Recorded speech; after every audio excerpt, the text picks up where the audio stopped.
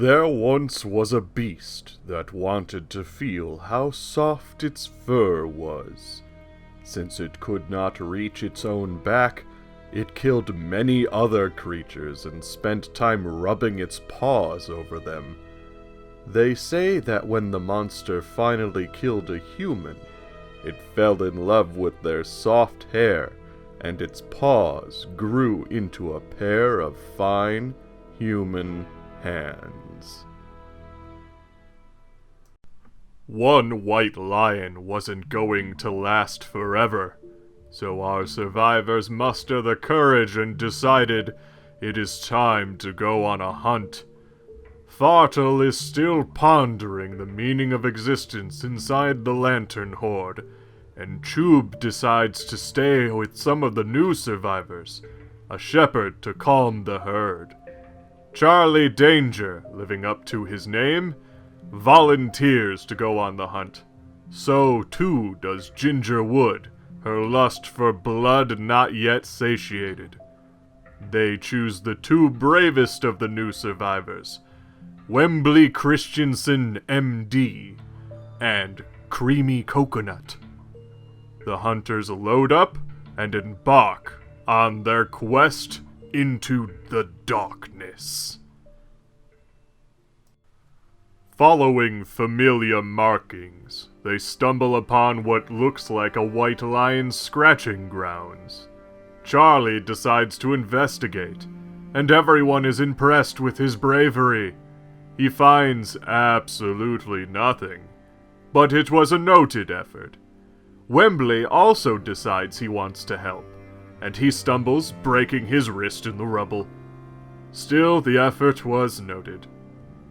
Later, the survivors found they were definitely on the trail, as they could hear lions in heat somewhere in the darkness.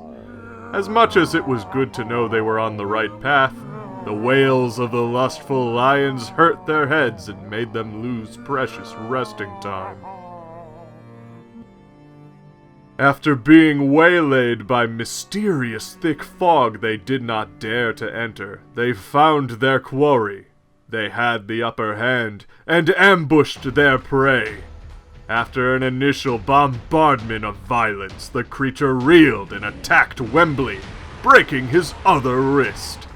Creamy Coconut took lessons from Ginger and used her fist and teeth to attack the lion with such a fervor it made the others worry. The lion then vomited all over her, and Creamy loved it. The crew became very concerned with that. Wembley bumbled. He tried to impress the others like how Creamy did, but only managed to get a face full of lion balls twice. In the end, Charlie and Ginger finished the beast off with their new bone weapons. The two enjoyed their usage of such tools of death, and decided that these would be their weapon proficiencies.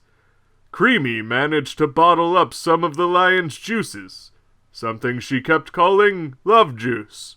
Wembley vomited. On their way back to the Lantern Horde, the hunters had a weird dream.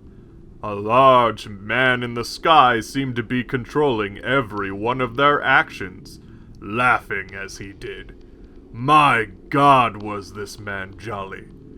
And handsome. So handsome. It was insane how handsome this man in the sky was.